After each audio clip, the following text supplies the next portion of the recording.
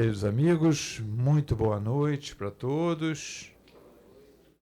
Prazer estarmos aqui mais uma vez. Mais uma vez vamos estudar um pouquinho, né? Hoje nós já temos aí nossa amiga Eni Satra, né? Vem lá de Petrópolis para nos ajudar sobre um tema tão maravilhoso que eu já fico ansioso só de esperar ali o tema, né? Desde que ela anuncia o tema depois para vocês ali.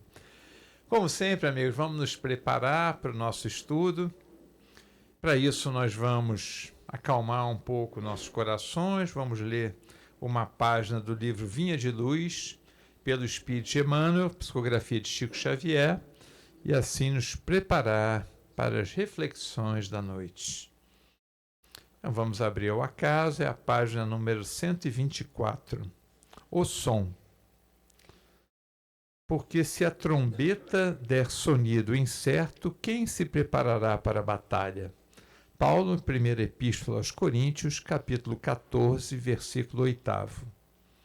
Ninguém julgue sejam necessários grandes cataclismas para que se efetue a modificação de planos da criatura. O homem pode mudar-se de esfera sem alarido cósmico, e as zonas superiores e inferiores representam graus de vida na escala do infinito.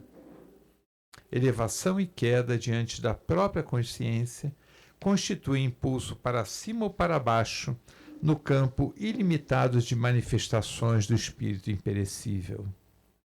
Toda modificação para melhor reclama luta, tanto quanto qualquer ascensão exige esforço. É imprescindível a preparação de cada um para a subida espiritual. É natural, portanto, que os vanguardeiros sejam porta-vozes a todos aqueles que acompanham o trabalho de melhoria aglomerados em multidão. Eis porque, personificando no discípulo do Evangelho a trombeta viva do Cristo, dele devemos esperar avisos seguros. Em quase todos os lugares, observamos os instrumentos de sons incertos que dão notícia do serviço a fazer, mas não revelam caminhos justos. Na maioria dos núcleos do cristianismo renascente, deparam-se nos trabalhadores altamente dotados de luz espiritual que duvidam de si mesmos, companheiros valiosos cuja fé somente vibra em descontínuas fulgurações. É necessário compreender, porém, que o som incerto não atende ao roteiro exato. Serve para despertar, mas não fornece orientação. Os aprendizes da Boa Nova constituem a instrumentalidade do Senhor. Sabemos que coletivamente permanecem todos empenhados em servi-lo. Entretanto, ninguém ouvide a necessidade de afinar a trombeta dos sentimentos e pensamentos pelo diapasão do Divino Mestre, para que a interferência individual não se faça nota dissonante no sublime concerto do serviço redentor. Bonita página. Amigos, vamos então, nesse momento, afinar o nosso diapasão para podermos nos colocar mais próximos do Senhor, a fim de ouvir a voz sempre com amor, com misericórdia, com carinho. Querido Mestre, aqui chegamos. Mais uma vez comensais ao banquete que tu nos convidaste, para cear este evangelho de amor que tu nos coloca ao centro da mesa. Ajuda-nos, Senhor, a refletirmos nas tuas palavras, para que não se tornem letras mortas em nosso vocabulário. Ajuda-nos, querido amigo, para que as páginas de luz encontrem sempre resplandecência em nossos corações. E ajuda-nos, sobretudo, a olhar adiante, com os olhos daquele que sabe que o futuro nos reserva sempre o reino de nosso Pai. Ampara na noite de hoje nossa querida amiga Enir, que possa nos trazer as tuas palavras direto aos nossos corações. Fica conosco agora e sempre, que assim seja. Amiga querida Inir, é contigo.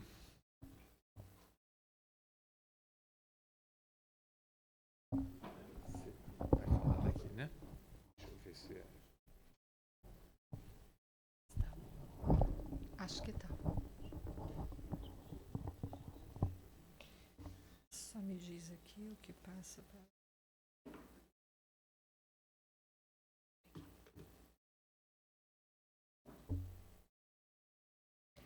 Boa noite a todos.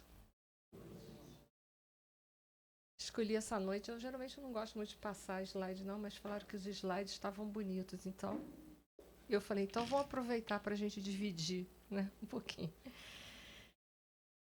Essa noite a gente vai conversar um pouquinho sobre Maria de Magdala. Magdala era a cidade onde ela vivia. Era muito comum naquela época, né? Você tinha o seu nome e não tinha sobrenome. O sobrenome era relacionado ou ao pai ou à mãe, né? Então, ou à localidade em que você vivia. E a história de Maria de Magdala é uma história que é uma passagem, né, de Jesus que toca muito o meu coração.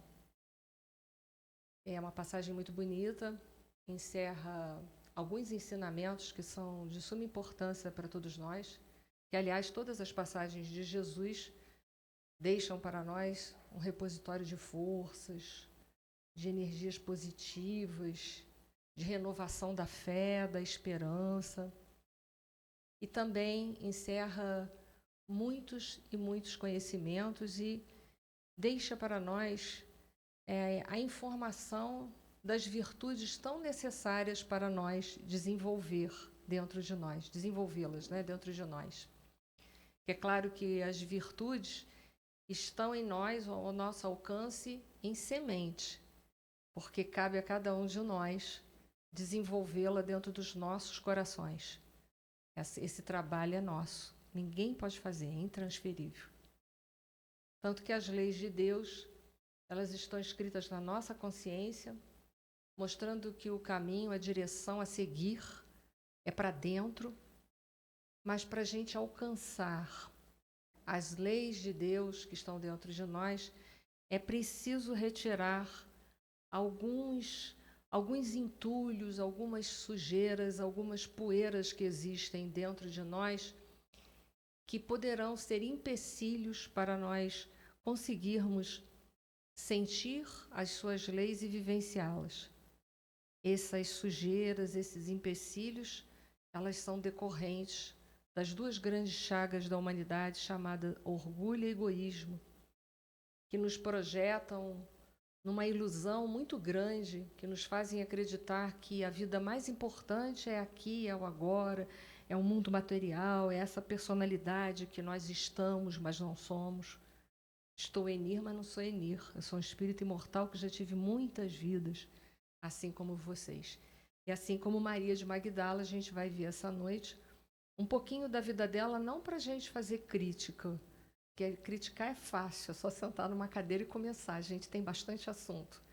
Mas é para a gente discernir um pouco sobre tudo que ela viveu, que ela passou, e encontrar nessas passagens o muito que nós pudermos para enxergarmos os nossos vícios e, ao mesmo tempo, encontrarmos solução para eles na nossa vida. Então é isso. Eu gosto de deixar uns minutinhos as fontes de onde eu tirei, porque é obrigação nossa, para que vocês possam ir lá e ver se o que eu falei estava lá mesmo, né? Ri, mas é uma coisa séria isso, né? A gente ri, mas é uma coisa bem séria, né? Então é importante, tá? Então vai ficar aí, que acho que também é gravado, né? Não sei. De qualquer forma fica. E também os slides estão aí, já informo que são públicos. Todos os meus slides são públicos. Podem passar para quem quiser, sem nenhum problema, tá? Não tem esse, plagiou, que bom. Então serviu para alguma coisa, né? Fico tão feliz quando serve para alguma coisa. As passagens que vão se referir a Maria de Magdala, a gente vai encontrar com quase exclusividade, né? Total não, de Lucas, que é um evangelho bastante extenso, né?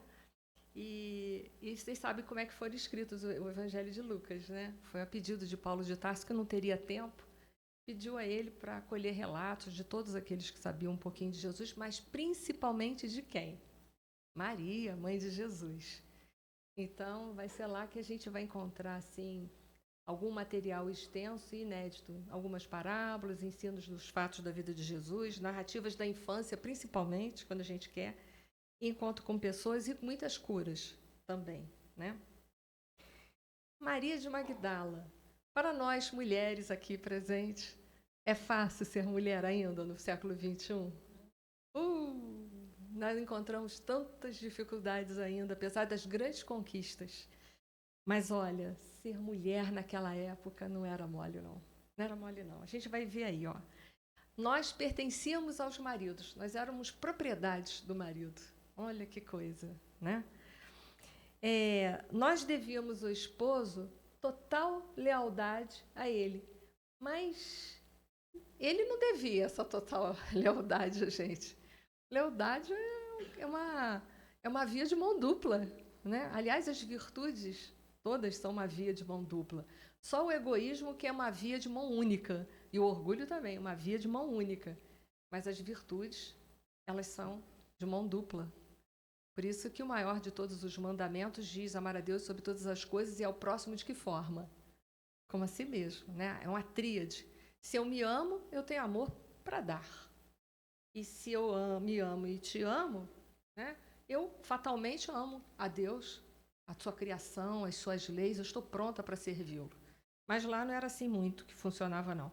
As mulheres não tinham direitos a tribunais, a prestar um depoimento, nada, a não ser que um homem tivesse presenciado junto com elas. Então, se eu, naquela época, presenciasse um assalto, um homicídio qualquer, a minha palavra só ia ser válida num tribunal, por exemplo, se tivesse eu acompanhada de um homem qualquer, de um meu marido. Caso contrário, esquece. Esquece que não tinha valor nenhum. A gente não tinha valor. Os maridos, né, não tinham os mesmos deveres matrimoniais. Era muito difícil a mulher conseguir a separação. O marido podia se separar dela. Agora, ela não podia, não. Era muito difícil, né? Na rua, a gente tinha que sair toda envoltas, com aquela roupa, aquela burca, e a gente não podia se dirigir a ninguém. Isso era proibido. De maneira nenhuma. Se passasse alguém na rua, nem cumprimentar, não podia cumprimentar a gente. Homem, então, nem pensar. Não poderia. A gente, geralmente, até estou passando um pouquinho, tem mais na frente os slides, né? Mas a gente não podia ser abordada por ninguém. E também a gente, geralmente, não andava do lado do marido. Tinha que andar apartada, afastada dele. Olha que coisa que era, né? Não podíamos sentar à mesa para almoçar, comer, né, fazer as refeições, principalmente se estivéssemos no período menstrual, que éramos consideradas impuras. A mulher, por si só, já era considerada uma criatura vulnerável, não de muita confiança. Vocês sabem por quê? Por causa do pecado original, a da maçã. Ela sofreu a tentação, ele não, né? Tanto ele resistiu, né? Eu acho engraçado essas coisas, né? As coisas estão ali escritas, né? Mas como a gente é resistente, né? Porque ela acedeu à tentação e ele resistiu também. Foi ótimo, né? É aquela coisa, a mulher sempre errada. A mulher cometia adultério e era apedrejada em praça pública, por exemplo. Mas e o adúltero? Ninguém toca nesse assunto. Como é que uma mulher vai conseguir cometer adultério sozinha? Me expliquem. Então, assim, tem todo esse contexto. Não era fácil, né? Enfim, acho que falamos tudo aqui do que nós tínhamos que falar. Então, a gente vai encontrar nessas passagens de Lucas, né? Vai narrar a história dela, de Maria de Magdala com Jesus, na casa de Simão, o fariseu, que é importante a gente não confundir com Simão, o leproso. São locais diferentes e histórias diferentes, tá bom? E no capítulo 8, 1 a 3, narra ela com algumas das mulheres que sempre acompanhavam Jesus. Então, Jesus mostrava que para ele a mulher não tinha nenhuma diferença do homem. Ele não fazia essa distinção. Ele. Então, imagina como ele era mal visto e foi mal visto de várias formas, né? Então, a gente vai ver que nessa passagem de Lucas, tem a passagem que vai dizer que Maria de Magdala, ela era possuída, sofria um processo obsessivo, né, por 7 demônios. E aí ela foi curada por nosso Senhor Jesus Cristo, Maria de Magdala. Ser curada por uma obsessão, não é assim que Jesus olhou para ela e falou assim, ai, vou tanto com a tua cara, tenho uma simpatia, vou te curar da obsessão. Acha que foi assim? Se alguém acha, eu já vou dizendo que não. Ela fez por onde poder encontrar essa cura. Jesus viu o potencial nela. Não foi um presente que ela ganhou, porque a gente sabe que a gente evolui pelo esforço, através do trabalho. E aí a gente vai granjear méritos ao longo da nossa vida. A gente está sempre esperando que Deus faça por nós aquilo que é da nossa responsabilidade. Mas a doutrina dos espíritos já nos desencantou há muito tempo. A gente sabe que para tudo a gente tem que ter esforço. Eu quero me curar de uma doença? Quem é que foi que colocou essa doença em mim? Eu mesmo. Como é que eu vou sair dessa doença? Claro, vou usar todos os recursos que existem, que fazem parte da misericórdia de Deus para conosco. Vou usar da medicina, vou usar os recursos da casa espírita, do passe, da água fluídica. Todos nós temos que usar. Graças a Deus que tem tudo isso aqui agora. Já pensou? Lá no tempo primitivo, que o planeta era primitivo, a gente não tinha nem um paracetamol, sim, para aliviar uma dorzinha de dente, uma dorzinha de barriga. Aguentava mesmo, né?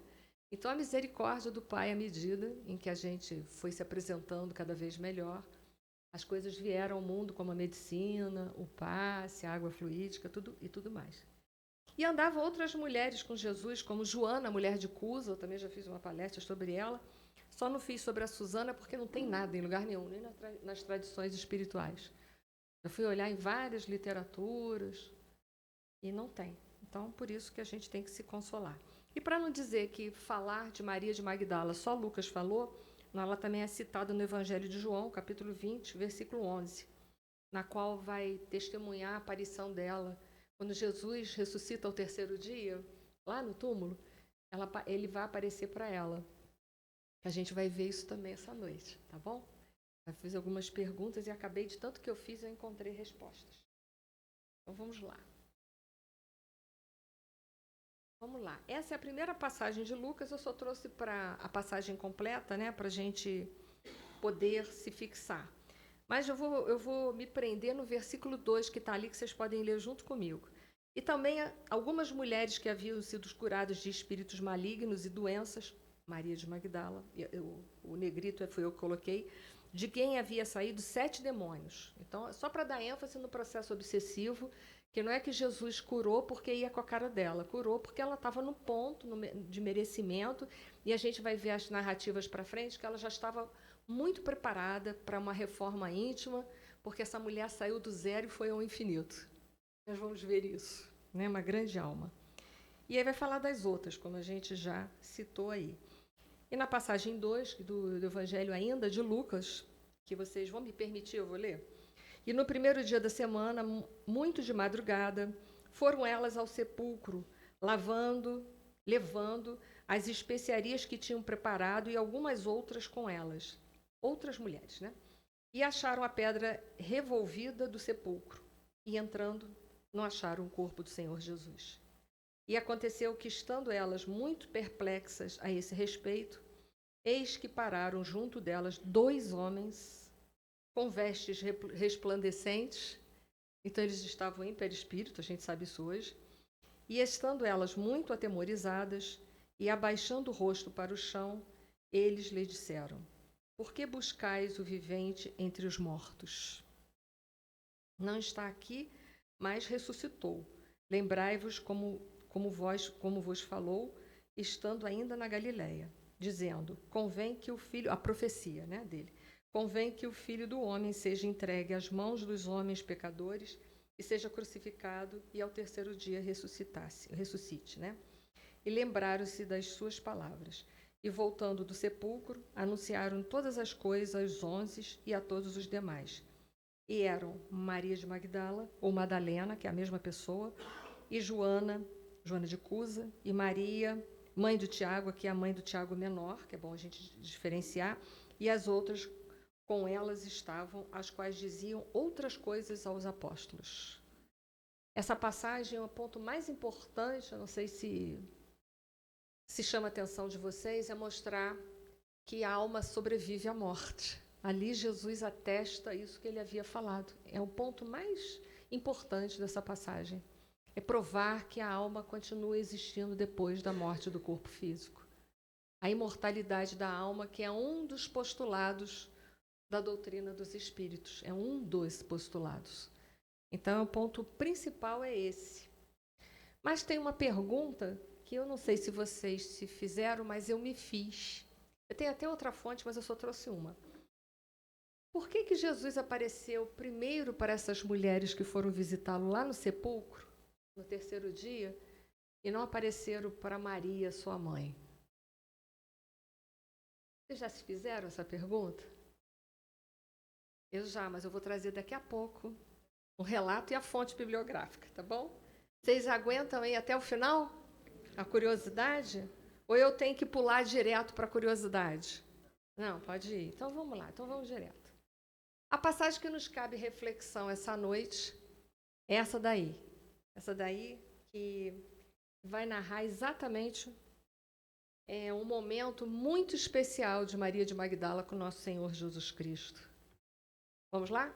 Vamos ler a passagem que nos cabe. E vamos interromper para fazer reflexões, tá bom?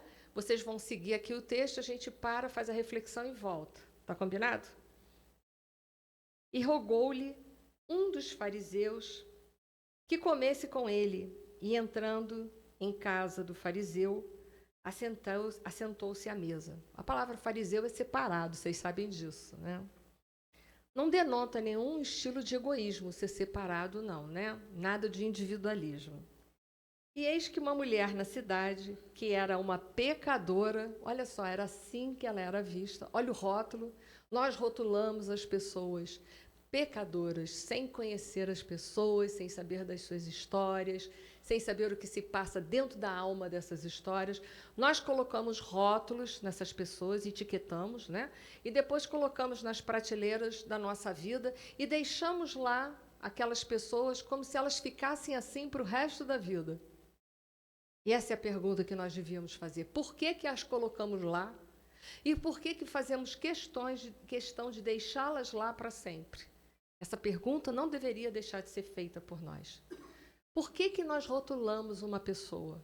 Por que a gente abomina tantos defeitos que uma pessoa aparenta ter? Por quê?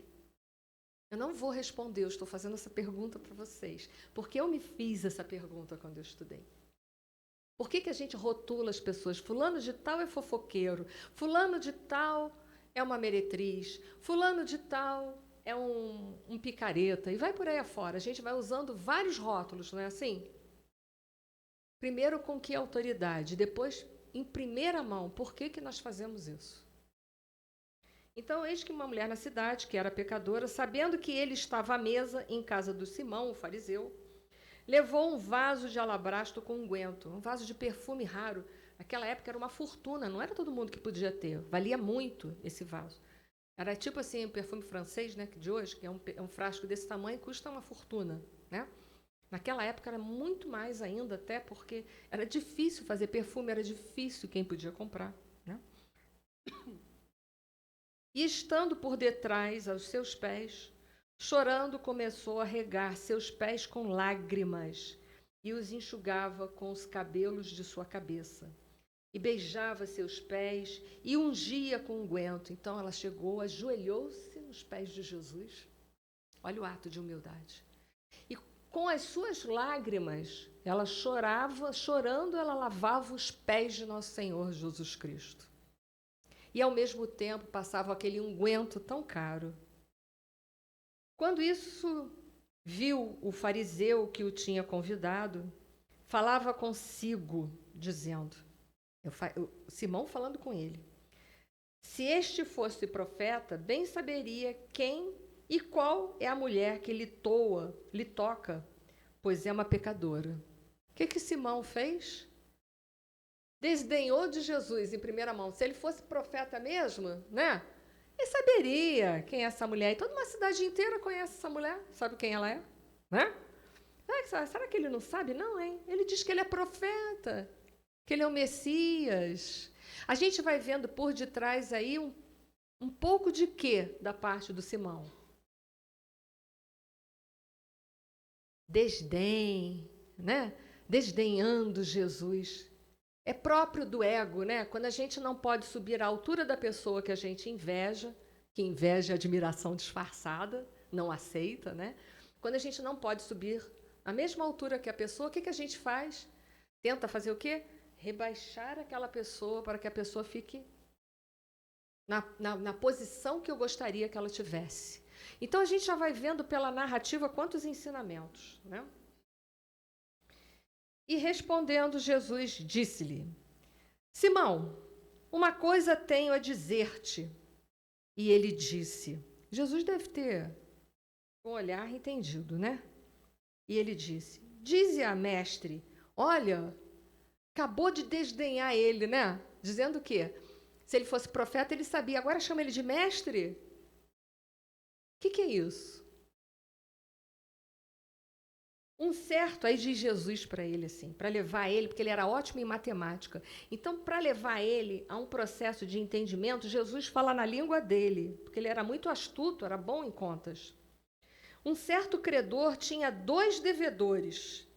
Um devia-lhe 500 dinheiros e outro 50. E não tendo eles, os devedores, com que pagar, perdoou-lhes a ambos. Dize, pois, qual deles o amará mais? Um deve 500, outro 50. O cara que é esperto, né? Ele era esperto toda a vida. E Simão respondendo disse, tenho para mim, olha a falsa modéstia, tenho para mim que é aquele a quem mais perdoou. E ele, Jesus, lhe disse, julgaste bem. Claro, né? Se eu devo 500 e uma outra pessoa deve 50, e a pessoa que eu devo, e aquela pessoa também a outra que deve, uma quantia menor, mas deve a mesma pessoa, perdoa a minha dívida que devo 550? Que bom, né? Eu vou ficar mais agradecida. Mas aí Jesus ali, ele não estava dando ponto sem nó para ele, não. Ele deixa uma mensagem para toda a humanidade. O perdoar as nossas dívidas diz respeito ao quanto a gente trabalha. Hoje a gente sabe isso. O quanto a gente vai ter que trabalhar para se ressarcir perante a lei. Se eu devo 500 à lei divina, né, e o Mauro deve 50, vou te botar de bode expiatório, seguro. Deve 50, estou botando mais para mim, pelo menos. E deve 500, quem vai ter que trabalhar mais para se reerguer perante a lei? Quem? Eu. A lei de Deus, cujas bases dela é o amor, não é? Se eu mais trabalhei para me ressarcir, mais eu construí amor dentro de mim. Mais eu vou amar o meu Pai. É ou não é? Jesus já não estava dando ponto sem nó, mas está na cara que o Simão, na hora ali, o Simão fariseu, deve ter dado uma rodada assim, que ele rodou, está na cara com essa resposta, mas ele não entendeu com certeza a profundidade com que Jesus quis dizer para ele. Mas, vamos lá, vamos seguir? E voltando-se para a mulher, disse a Simão, vês tu essa mulher? Claro que ele via, né? Entrei em tua casa e não me deste água para os meus pés. Era comum naquela época, toda pessoa que vinha de longe, porque a gente andava o quê? A pé, a grande maioria. Os pés que vinham de sandália, vinham sujos de terra. Então era comum, se você convidasse uma pessoa para sua casa, é importante a gente contextualizar. Era comum que quando a pessoa chegasse na sua casa, você a cumprimentasse e logo lhe oferecesse uma água para aliviar a poeira do pé, as pedrinhas que ficaram na sua sandália.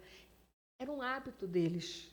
E ele fala assim, entrei em tua casa, não me deste água para meus pés, mas esta regou meus pés com lágrimas e a enxugou com os cabelos de sua cabeça.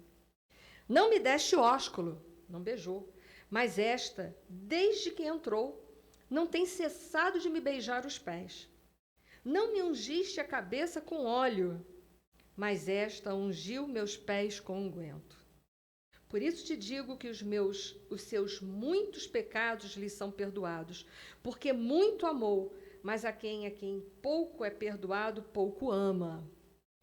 E disse a ela: os teus pecados te são perdoados. E os que estavam à mesa começaram a dizer entre si: quem é este que até perdoa pecados? E disse a mulher: a tua fé te salvou. Vai-te em paz. Grandes lições a gente tira só lendo ali, não precisava nem talvez falar mais nada. A fé é aquilo que me leva para o atemporal. A fé mesmo, não a fé de eu acreditar em mim mesmo, que tem essa também que Kardec trabalhou no Evangelho. Mas a fé divina é aquela que me leva a Deus para o atemporal, para valores que a traça e o ferrugem não corrompem. É esta fé que Jesus está falando que salvou essa mulher. Esta fé. Então vamos lá? Dos arrastamentos a transformações, que é isso que a gente vai ver essa mulher essa noite, por isso que eu falei que ela foi do zero ao infinito. Para isso, antes de mais nada, eu vou me recorrer a uma pergunta do Livro dos Espíritos para a gente ter certeza de que a gente também pode. Kardec fez a seguinte pergunta no Livro dos Espíritos: quando o homem se acha, de certo modo, mergulhado na atmosfera do vício, que era o caso dela, né? O mal não se lhe torna um arrastamento quase irresistível? Pergunta essa que muitas vezes a gente talvez tenha feito. Eu me fiz muitas vezes. Eu queria pedir a bondade, se alguém podia me dar um copo de água, por gentileza. Obrigada, Mal. Vou ler a pergunta do Livro dos Espíritos, que é para a gente não ter mais para como terceirizar isso, tá bom? Porque nós amamos terceirizar. Eu adoraria terceirizar essa parte. Mas aí, quando eu li o Livro dos Espíritos, eu falei assim, já era. Arrastamento, sim. Irresistível, não. Porquanto, mesmo dentro da atmosfera do vício... Muito obrigada por sua gentileza. Vou só beber um pouquinho, gente. Eu sou movida a água, a comida não, mas a água não pode faltar. Porquanto, mesmo dentro da atmosfera do vício, com grandes virtudes às vezes deparas. São espíritos que tiveram a força de resistir e que, ao mesmo tempo, receberam a missão de exercer boa influência sobre os seus semelhantes. Então, não tem mais como terceirizar. Sabe por quê? Vou mais além. Deus coloca sobre os nossos ombros peso maior do que nós temos capacidade de suportar? Não. Então, Deus poderia colocar algo na minha vida muito vicioso, do qual eu não tivesse condições de resistir, vencer e superar? Não, e a pergunta acabou de me concretizar essa realidade. Então, também poderíamos perguntar se Maria de Magdala, como narra as tradições do mundo espiritual, que era uma mulher muito bonita, e a gente sabe que paga-se preço por ser muito bonito, principalmente as mulheres, porque quanto mais bonita, mais ela é cobiçada, né? Mais nós somos assediadas se formos bonitas. Não é fácil ser mulher. E as tradições do mundo espiritual, que a gente vai encontrar, eu fiz uma escolha específica, são narrativas que são contadas no mundo espiritual, que são citadas com o intuito de aprofundar e levar as reflexões dos ensinamentos de Jesus ao mais alto nível que nós pudermos chegar dentro da nossa condição. Porque nos evangelhos que a gente viu, a gente encontrou no Evangelho Sinótico de Lucas, grande não, informações sobre Maria de Magdala, mas não com profundidade. Foi retirado dela 7 espíritos, mas e depois? O que foi feito da vida dela? Não se sabe, né? Mas as tradições espirituais vão nos contar. O Evangelho de João cita ela na hora da imortalidade da alma, da prova, tão somente, não mais. Ele não é Evangelho Sinótico, né? Mas não encontramos. Mas eu fui escolher a tradição espiritual por Humberto de Campos, em Boa Nova, capítulo 20, para falar um pouco mais sobre essa mulher e ver o que nós podemos aprender com Maria de Magdala. Me permitem ler um pouquinho mais, tá? Vou lendo e a gente vai conversando. Maria de Magdala ouvira as pregações do Evangelho do Reino. Não longe da vila principesca onde vivia, entregue a prazeres em companhia de patrícios romanos, e tomara-se de admiração profunda pelo Messias. Então, ela era uma meretriz de alto estilo, porque ela era uma meretriz de patrícios romanos. Então, além de ser muito bonita, ganhava muito dinheiro. Uma cortesã, quase, por vender, né, o seu corpo. Era uma meretriz. Nos dizeres de hoje, talvez uma prostituta. Mas há a prostituição do corpo, mas há um outro tipo de prostituição, infelizmente. A da alma. Onde, às vezes, a gente se vende por muito menos. Desculpe a linguajar pesado, mas é para nós refletirmos. E nós aqui somos adultos. É hora de pensarmos sobre isso. Quantas vezes, talvez, a gente cedeu a uma tentação e deixou para trás os ensinamentos de Jesus para servir a mamão? Não deixa de ser uma prostituição. É um momento para nós pensarmos, porque quero crer que nós aqui não há nenhuma meretriz, com todo respeito às meretrizes. Porque nós temos direito de julgar os fatos, mas nunca os atos. Porque as pessoas, a gente teria que conhecer desde quando elas foram feitas por Deus até hoje para a gente ter essa capacidade. E nós não temos essa capacidade. Então, se eu tivesse no mesmo nível de consciência desta mulher, eu faria exatamente o que essa mulher fez, provavelmente. Então, quem sou eu para julgar os outros? Isso está na questão 903 do Livro dos Espíritos, onde fala da questão do julgamento. Julgar no sentido de discernir, nunca de julgar os atos das pessoas. Nunca, jamais. Mas por quê? Porque no discernimento nós podemos aprender com as pessoas? Sim, muito. Os erros das pessoas podem nos levar a grandes reflexões e nos ajudar e nos poupar de muitas provações desnecessárias. Mas quando a gente usa para julgar, a gente perde a grande oportunidade de aprender. Sua beleza lhe escravizara os caprichos de mulher, os mais ardentes admiradores, mas seu espírito tinha fome de amor. Então, existia algo de nobre dentro dessa mulher. Ela estava, não sei por que razões, que a gente nem nas tradições espirituais não fala sobre isso. Ela estava na prostituição, porém, entenda uma coisa. Dentro da alma dela, ela procurava o amor. Lázaro, o espírito Lázaro, no Evangelho segundo o Espiritismo, não sei se o capítulo 9 ou 11, agora me falha a memória, tem uma mensagem lá dita, lei de amor. Acho que todo mundo conhece. Eu gosto muito de citar essa passagem. No início, quando ele fala do amor, ele diz assim, no início éramos somente instintos, quanto mais corrompidos e avançados, sensações. Quanto mais instruídos e depurados, porque não adianta só instrução, mas depuração, temos sentimentos.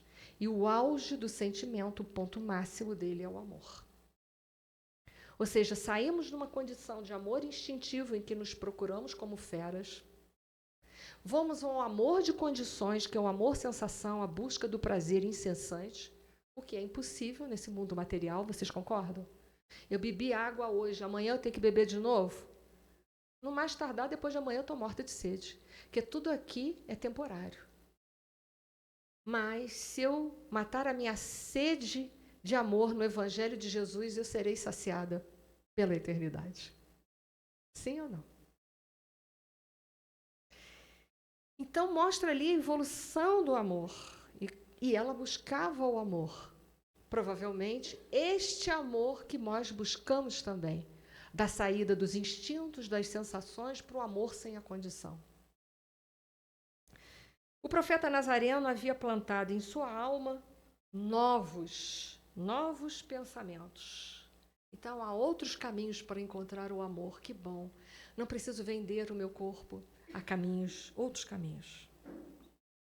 Depois que lhe ouvira a palavra, as facilidades da vida lhe traziam agora um tédio mortal. Porque agora ela sabe que ela não vai encontrar nada do que ela busca aqui. Porque aqui é passageiro. Eu posso beber muito de uma bebida desejada que eu gosto. Amanhã eu bebo de novo. Por isso que aqui tudo se torna vício. Porque aquilo que a gente não doma vira vício. E aqui no mundo tudo é passageiro. As músicas voluptuosas e os enfeites romanos de sua habitação se tornaram áridos e tristes. Se necessário, saberia renunciar a tudo. Maria chorou longamente. Para renunciar a tudo, entenda bem, nós vimos o que era ser mulher naquela época, não é? Se ela renunciasse a tudo, tudo, todo o prazer, todo o conforto de uma vida farta, de um certo respeito que ela tinha por parte daqueles que a usavam, essa era a verdade, ela perderia tudo isso automaticamente.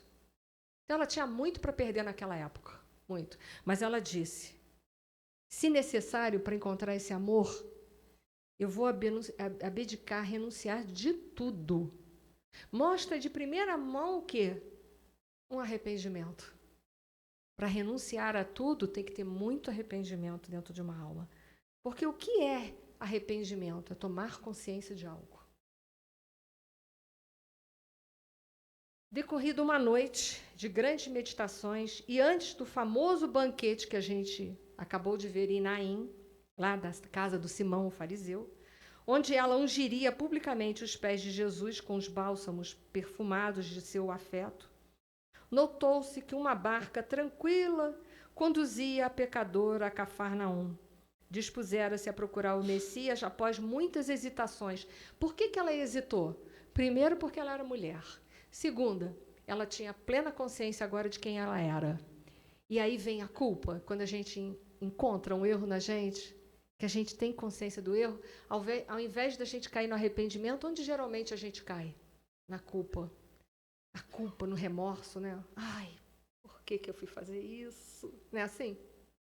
Quando não, a gente fala assim, por que eu fiz isso? Eu sabia. Como é que eu fui fazer isso? A gente orgulho, porque essa frase é muito orgulhosa. Sim, eu sabia. Mas dentre o saber e o fixar do saber, existe uma etapas, não existe? E nós passamos por ela. Jesus tratava a multidão com especial carinho, e ela sabia disso. Ela sabia que ele tratava homens, mulheres, pecadores, qualquer um, com a mesma forma e com o mesmo amor. Naquela época era muito difícil isso. Jamais lhe observara qualquer expressão de desprezo para com as numerosas mulheres de vida equivocada que o cercavam. E aí ela pensou, a minha hora é agora, porque eu estou buscando o amor. Já ouvi tanta coisa dele, eu sei que se eu seguir ele, eu vou encontrar o amor que eu estou esperando há muito tempo. E aí ela tomou a coragem. Propunha-se a amar como Jesus amava. Como Jesus amava? Sem condições, sem julgamentos. Ele olhava para a gente, eu fico imaginando o que era o olhar de Jesus. Era um escaminhamento da alma, né? Como é que você ia ocultar de Jesus que eu era pecadora em algum nível? Impossível! Não precisava falar. Ele olhava, já sabia. Jesus nada mais, nada menos que o governador do planeta Terra. Né? Coisa pouca. Então, amar como Jesus amava, sentir com os seus sentimentos sublimes.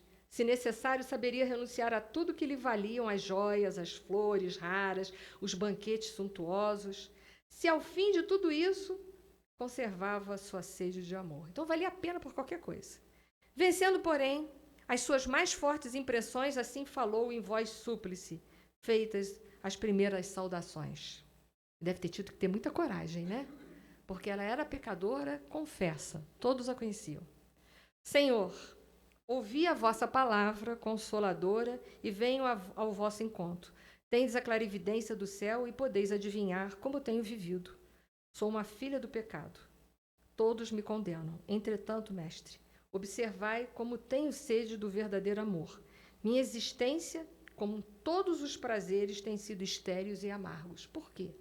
Ela se cansou de tentar viver aquilo que era a traça e o ferrugem corrompia. Ela estava plena de tudo isso. Plena.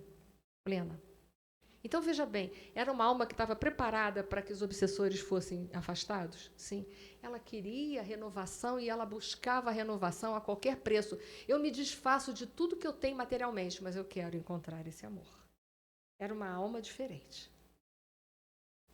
As primeiras lágrimas me lhe borbulharam dos olhos enquanto Jesus a contemplava com bondade infinita.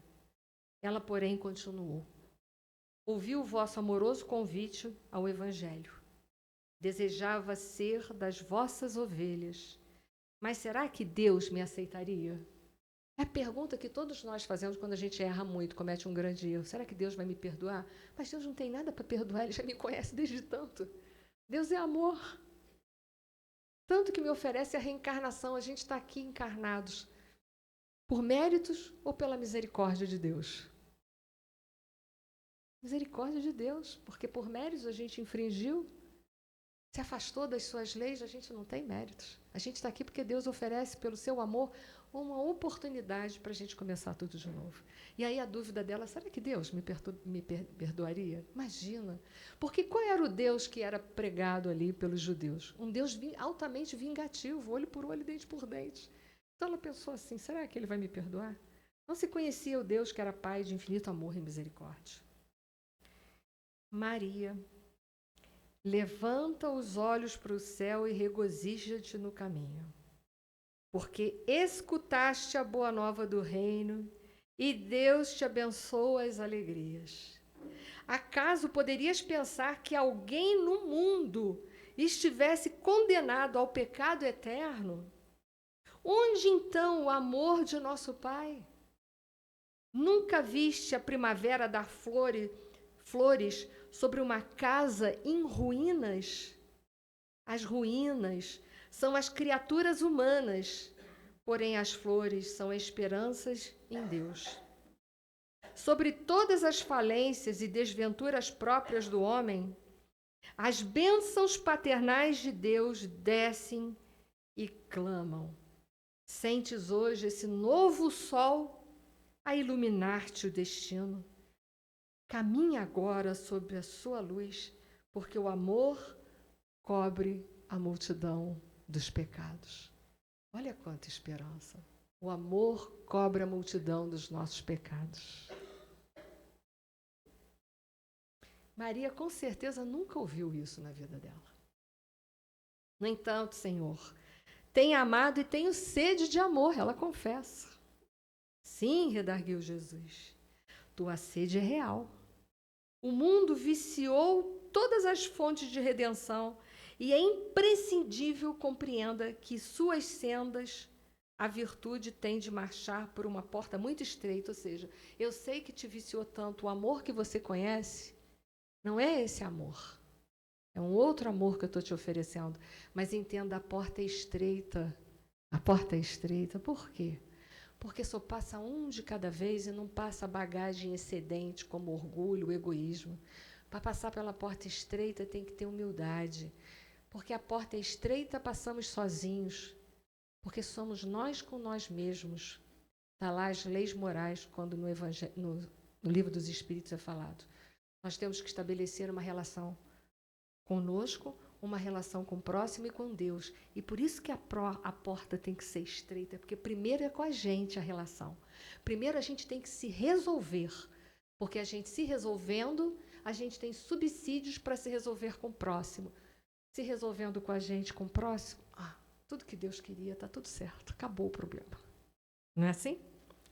Então, Maria, a porta é estreita para ela e é estreita para quem quiser seguir Jesus. Só o amor pelo sacrifício poderá saciar a sede do coração? Pergunta ela. Porque ela tinha sede de amor. Jesus teve um gesto afirmativo e continuou. Somente o sacrifício contém o divino mistério da vida.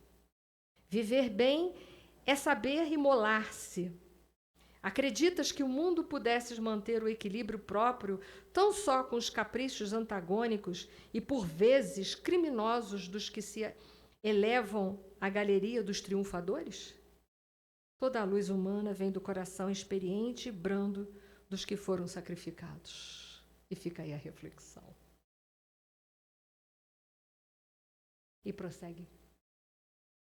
Experimentando radiosa felicidade em seu mundo íntimo, contemplou o Messias com os olhos nevoados de lágrimas e, no êxtase de sua imensa alegria, murmurou comovidamente: Senhor, doravante renunciarei a todos os prazeres transitórios do mundo, para adquirir o amor celestial que me ensinaste.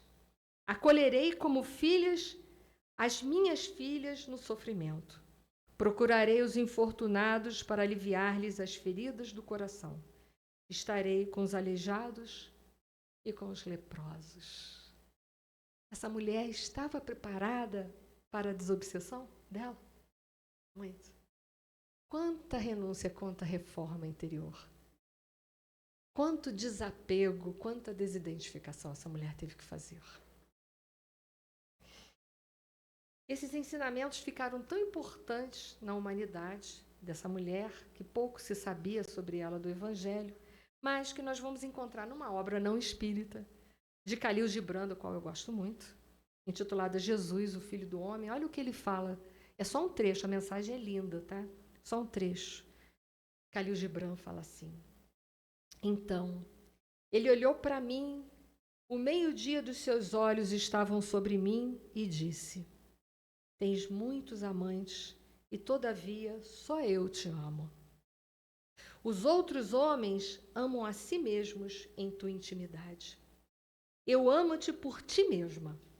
Os outros homens veem em ti a beleza que desvanecerá mais cedo que seus próprios anos. Mas eu vejo em ti a beleza que não desvanecerá e que no outono dos teus dias não reaceará, olhar-se no espelho e não será ofendida. Só eu amo o que é invisível a ti. Lindo, Khalil Gibran. Me perdoe, mas eu sou apaixonada por Khalil Gibran. Num livro. Eu esqueci de botar isso, né? Eu passei errado, mas vamos lá. No livro Caminho, Verdade e Vida, capítulo 92, Emmanuel vai falar sobre Maria de Magdala. Tem um trecho que eu acho belíssimo. Ele fala assim: dentre os vultos da Boa Nova, ninguém fez tanta violência a si mesmo para seguir o Salvador como a inesquecível obsidiada de Magdala. Nem mesmo Paulo de Tarso faria tanto, pois sua consciência era apaixonada pela lei, não pelos vícios. Essa mulher teve que ter uma coragem inenarrável para vencer a si mesma. Paulo de Tarso era apaixonado o quê? Pelas leis. Pelas leis. Mas ela era apaixonada pelo quê? Pelos vícios. Palavras de Emmanuel. Ainda usando Emmanuel, lembra a pergunta que eu fiz lá no início? Por que Jesus não apareceu? Né? Mas vamos ver primeiro, essa interrogação também, olha só, Emmanuel também fez. Somos naturalmente compelidos a indagar por que não teria aparecido antes ao coração abnegado e amoroso que lhe servira de mãe aos seus discípulos amados. Aí o Emmanuel vai trabalhar em cima disso. Mas eu tanto fiquei curiosa que o Mais Almas Queridas tem uma passagem também em Paulo Esteves, mas eu esqueci de trazer. Mas eu trouxe aqui nesse livro. É um livro, Veleiros de Luz, psicografado por Maria Cecília Paiva. Tem um trecho que está ali, fala assim. Ela psicografava a mensagem de Bezerra de Menezes, tá? A mensagem da ressurreição estava feita. Jesus despede-se de sua mãe e vai ao túmulo, ao encontro de Madalena. Desde então, a boa nova da ressurreição correu entre os discípulos como notícia alvisareira. Maria, porém, guardava o segredo de seu coração como força bendita para os momentos de luta. Então, essa e também esqueci de trazer de Paulo Esteves, fico devendo, tá? Para a próxima. Nós vamos saber que Jesus primeiro foi ao encontro de Maria e depois ele foi lá. Vamos lá. Vamos passar batido, mas a gente sabe que para nós vencermos os nossos vícios, nós precisamos passar por 3 caminhos pedagógicos. Arrependimento, que não é culpa, é tomada de consciência. Expiação, trazer o puro para fora, porque as leis de Deus estão dentro de nós, mas lembra, para a gente chegar às leis de Deus, a gente precisa se limpar de umas impurezas. Para finalmente a gente chegar a um processo de reparação, que é devolver à vida aquilo que um dia eu tirei da vida. Maria de Magdala havia vendido muitos prazeres fáceis e que a traça e o ferrugem corrompem, né? Mas o seu fim de vida ela vai vender uma realidade, a realidade do amor. Vender não, ela vai doar de si mesma. Então vamos aos finalmente da passagem. Ainda Humberto de Campos. Mais tarde, depois de sua gloriosa visão do Cristo ressuscitado, Maria de Magdala voltou de Jerusalém para a Galiléia, seguindo os passos dos companheiros queridos. Mas olha aí. Maria de Magdala, temendo a solidão da saudade, rogou fervorosamente lhe permitissem acompanhá-los, os apóstolos. Pediu para eles: posso acompanhar vocês? A cidade dos profetas. Ambos, no entanto, se negaram a anuir os seus desejos. Temiam-lhe o pretérito de pecadora. Não confiavam em seu coração de mulher. Maria compreendeu, mas lembrou-se do mestre e resignou-se. Começou o seu período de expiação, eu pergunto. Primeira vez, primeira das primeiras, né? Primeira das primeiras, os apóstolos, não, ela era pecadora, lá vai que a gente cai em tentação. Né? Não, deixa ela para trás. Deixa ela para trás. Certo dia, olha que lindo, um grupo de leprosos veio a dar uma nuta, procediam da Idumeia, aqueles infelizes, cansados e tristes, em supremo abandono. Perguntavam por Jesus Nazareno, mas todas as portas se lhe fechavam. Eles tinham horrores dos leprosos. Eles tinham que vir tocando sino para que todo mundo pudesse se afastar e entrar em suas casas. Maria foi ter com eles e, sentindo-se isolada, com amplo direito de empregar a sua liberdade, reuniu-os sobre as árvores da praia e lhes transmitiu as palavras de Jesus, enchendo-lhes os corações de claridade do Evangelho. As autoridades locais, entretanto, ordenaram a expulsão deles imediatamente, porque eles não podiam ficar ali. A grande convertida recebeu tamanha alegria no semblante dos infortunados, em face das suas fraternas revelações a respeito das promessas do Senhor, que se pôs em marcha para Jerusalém em companhia deles. Foi para o Vale dos Leprosos. E lá temos notícias que ela viveu muitos anos, 10 anos mais ou menos, aproximadamente, pregando a boa nova a todos aqueles que eram rejeitados e colocados à margens na sociedade, os leprosos. Mas um belo dia, né? Maria, ao tomar banho, repara uma marca no seu corpo e verifica que ela também agora é uma deles. E volta-se para o povo, para os leprosos, e diz nessa manhã: nós, os leprosos, e começa a falar de Jesus. E prega Jesus até o fim de sua vida. Quando lá, muito pelas tantas, né, eu vou pular aqui um pouquinho, ela já estava velha, cansada, a lepra já tinha tomado todo o corpo dela. Ela deseja ir ver Maria, mãe de Jesus, né, que estava em Éfeso, que morava com quem? João. Ela queria muito, mas viagem difícil para Maria, né? Leprosa, no fim de vida já, a lepra já tinha tomado todo o seu corpo, muito doente. Ela faz a viagem, mas não consegue, não dá sorte de chegar. Minutos antes, já, seus minutos finais, lá que vai uma noite. Uma noite a atingir o auge, as profundas dores que sentia. Sua alma estava iluminada por brandas reminiscências, e não obstante seus olhos se acharem selados pelas pálpebras entumecidas, via com os olhos da alma e da imaginação o lago querido, os companheiros de fé, o mestre bem-amado. Seu espírito parecia transpor as fronteiras da eternidade radiosa. De minuto a minuto, ouvia-se-lhe um gemido surdo, enquanto os irmãos de crenças lhe rodeavam o leito de dor, com as preces sinceras de seus corações, amigos e desvelados. Em dado instante, observando-se que seu peito não mais arfava, foi quando viu Jesus se aproximar. Seu olhar tinha um reflexo do céu e o semblante trazia um júbilo indefinível. O mestre estendeu-lhes as mãos, recolhendo-a brandamente nos braços, e murmurou: Maria, já passaste a porta estreita. Amaste muito. Vem, eu te espero aqui. Então, que essa mensagem fique nos nossos corações essa noite.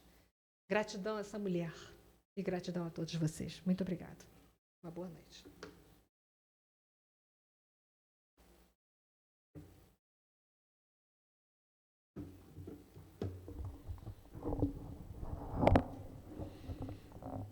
Muito obrigado, Eni. Esse final sempre me emociona, por isso que eu fico segurando aqui, porque sempre falar de Maria Madalena é sempre uma emoção muito grande. Queria, se me permitir também, Eni, fazer um comentário assim você abordou uma questão aí hoje fundamental, né? Sobre o não julgamento, né?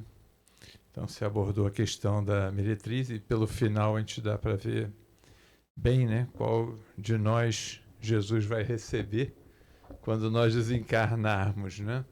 E esse era o espírito do estereótipo da meretriz, né? Eni também falou da adúltera, né?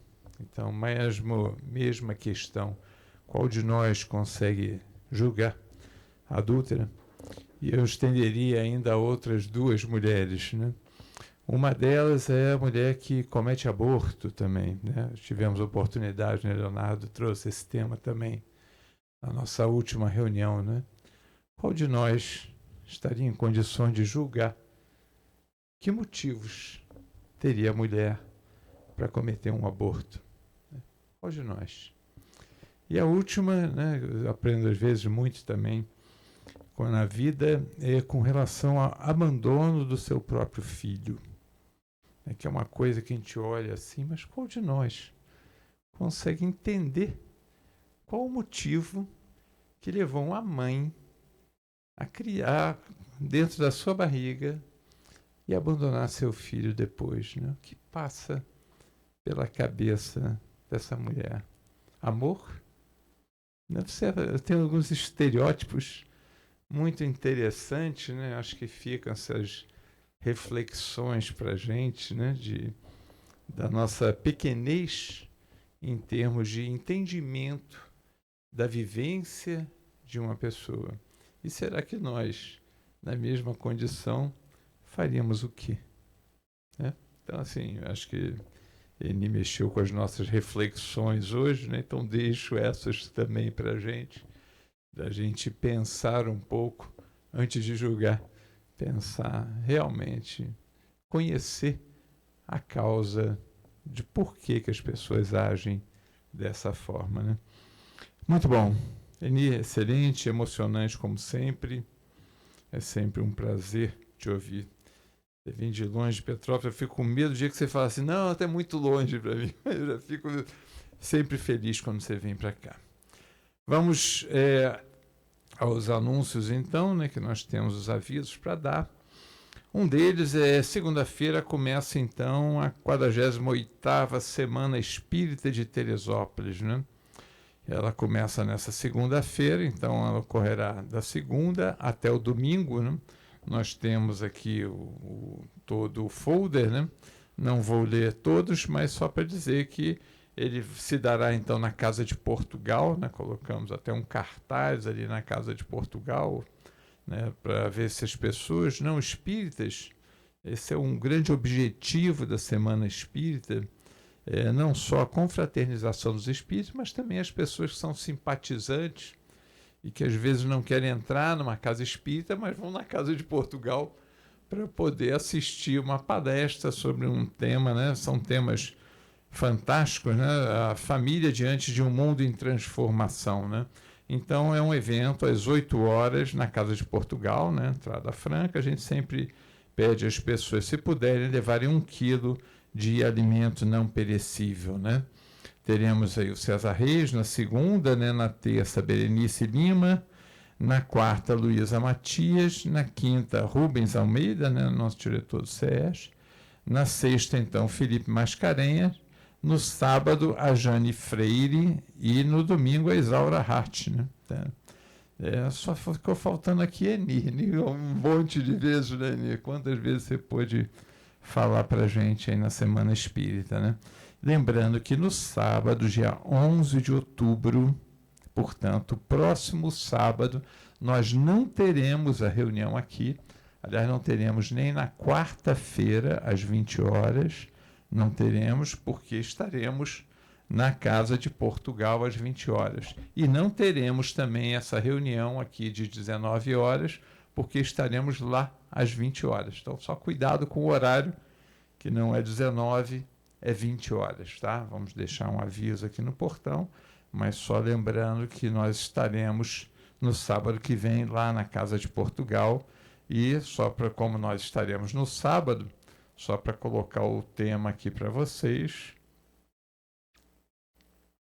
A atual juventude do sábado só. A atual juventude não quer mais a religião ou a religião não consegue entender e atender à juventude?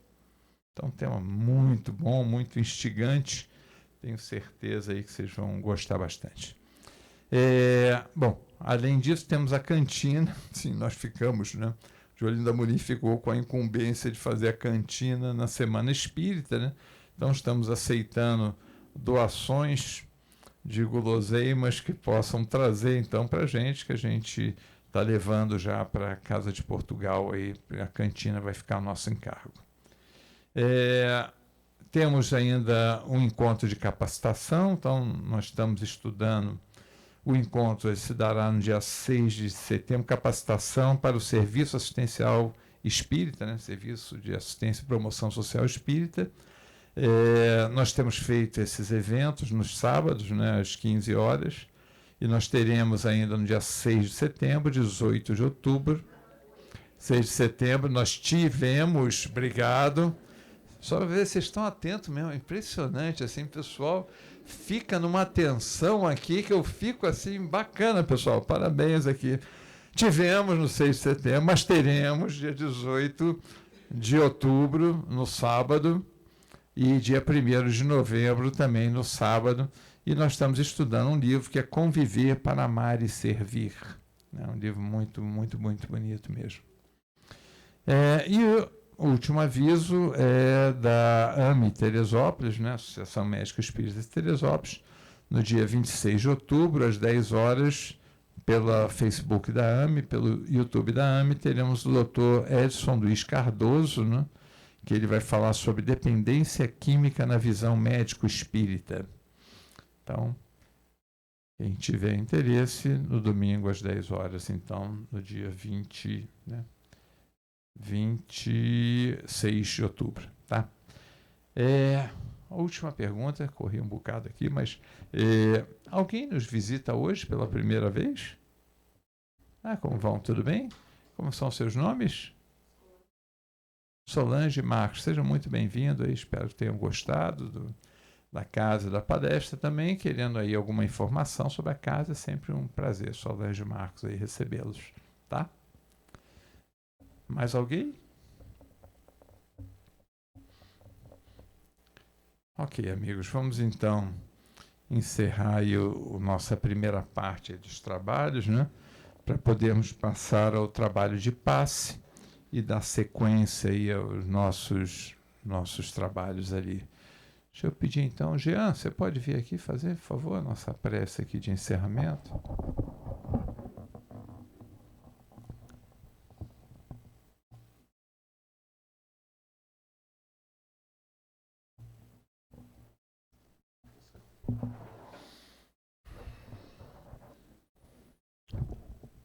Aproveitando a calma dos nossos corações e levando assim os nossos pensamentos ao Mestre Jesus.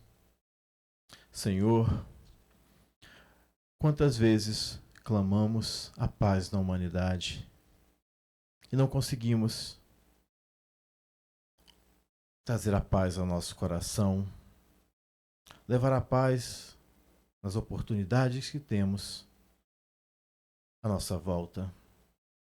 Quantas vezes pedimos a Ti que traga paciência para a humanidade.